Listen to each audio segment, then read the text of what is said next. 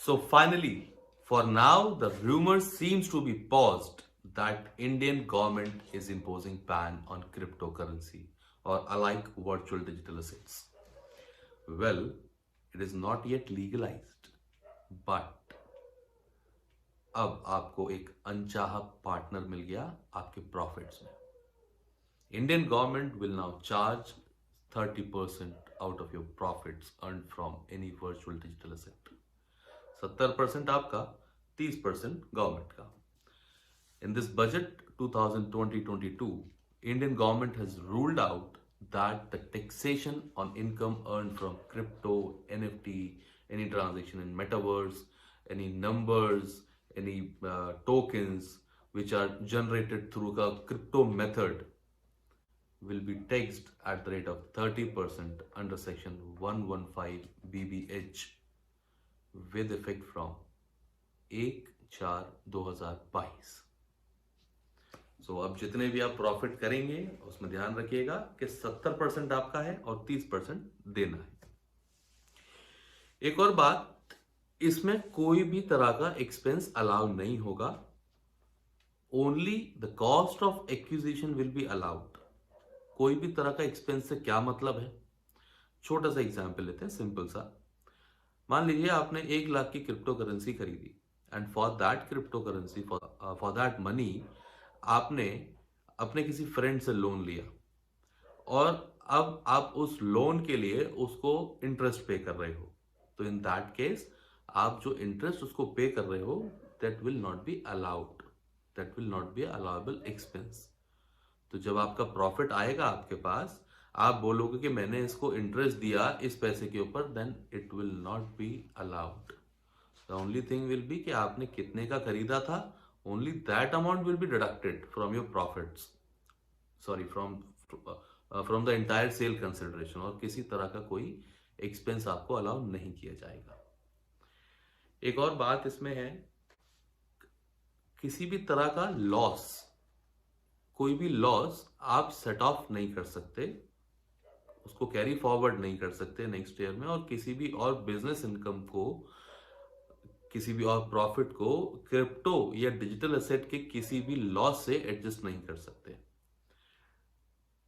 जैसे मैंने क्रिप्टो में लॉस करा अप्रोक्सीमेटली 1 लाख रुपीज, और मेरा कोई और बिजनेस चल रहा है जिसमें मेरे पास गेन है से 5 लाख रुपीज, तो मैं ऐसा नहीं कर सकता कि मैं अपने उस क्रिप्टो के लॉस को इस बिजनेस में शो करके और उसका डिडक्शन ले लूं कि भाई मेरे को वहां लॉस हुआ था तो मैं लॉस को लेके यहाँ पे लाता हूं, तो जो फाइनली मेरा 5 लाख रुपए का जो प्रॉफिट इस वाले बिजनेस से था, क्रिप्टो के 1 लाख रुपए की वजह से वो 4 लाख रह गया. You can not do that, ये अलाउड नहीं है.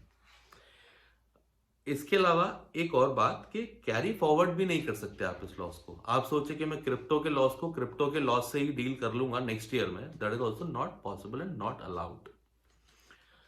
इसको कैसे, हम एक छोटा सा एग्जांपल ले लेते हैं इसके लिए कि मान लीजिए 31 मार्च को मैंने कोई ट्रांजेक्शन करी जिसमें मेरे को 20,000 रुपए का लॉस हुआ, और 1 अप्रैल को मैंने दूसरी ट्रांजेक्शन करी जिसमें मुझे 40,000 का प्रॉफिट हुआ.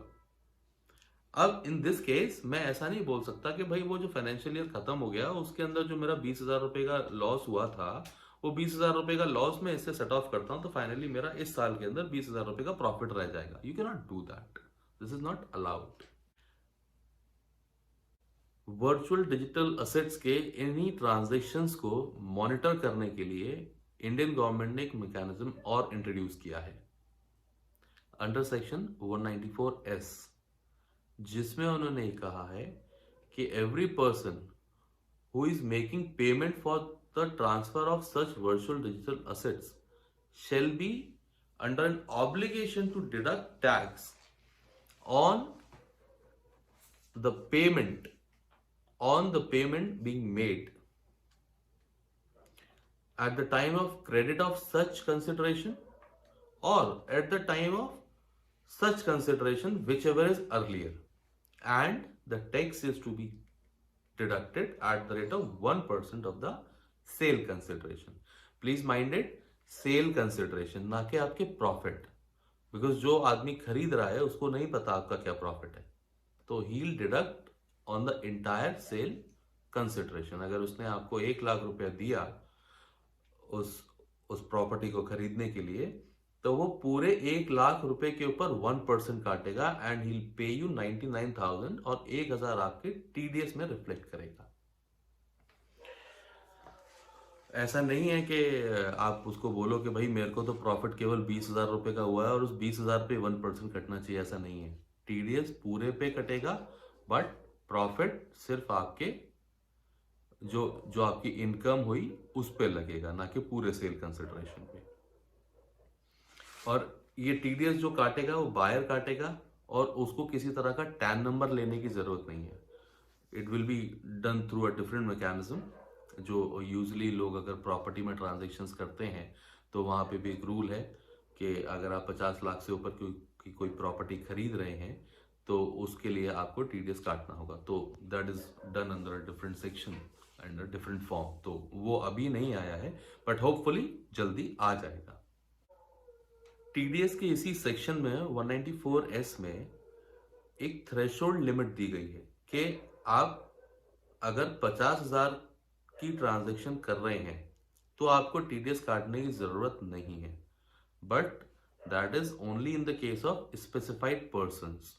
स्पेसिफाइड पर्सन के अलावा कोई भी अगर ट्रांजैक्शन कर रहा है, कोई भी अन्य से मतलब फर्म, पार्टनरशिप फर्म, कोई कंपनी, कोई ट्रस्ट या किसी और तरह की आर्टिफिशियल बॉडी, इंडिविजुअल और HUF को छोड़कर।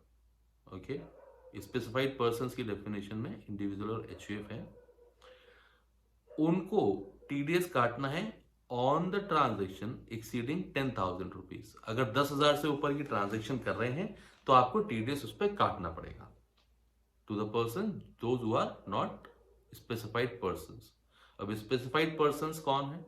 Specified persons are individuals and HUF, जिनका अगर कोई बिजनेस वो कर रहे हैं तो उसका टर्नओवर 1 करोड़ से ऊपर नहीं होना चाहिए, और अगर वो कोई प्रोफेशनल हैं, एडवोकेट, चार्ट अकाउंटेंट्स, डॉक्टर्स, तो उनका उनका जो रिसिप्ट्स है, उनका जो नेट रिसिप्ट्स है वो 50 लाख के ऊपर नहीं होना चाहिए। अगर 50 लाख के ऊपर गया तो they will be out from the specified persons और नॉर्मल पर्सन वाली कैटेगरी में आ जाएंगे and they will have to deduct tax on the transactions exceeding rupees 10,000. So this is how Indian government has proposed to tax virtual digital assets without even recognizing them as a legal tender. बड़ी विडंबना है। I hope मेरी ये जो बातें मैंने आपको बताई हैं क्रिप्टो और डिजिटल एसेट्स के टैक्सेशन से रिलेटेड, ये आपको आगे कुछ काम आए और आप जब अपना कंप्यूटेशन करें तो आप इन चीज़ों को ध्यान रखते हुए करें। And so goodbye, take care and have a wonderful day and play safe in this world of web 3.0। Goodbye, take care.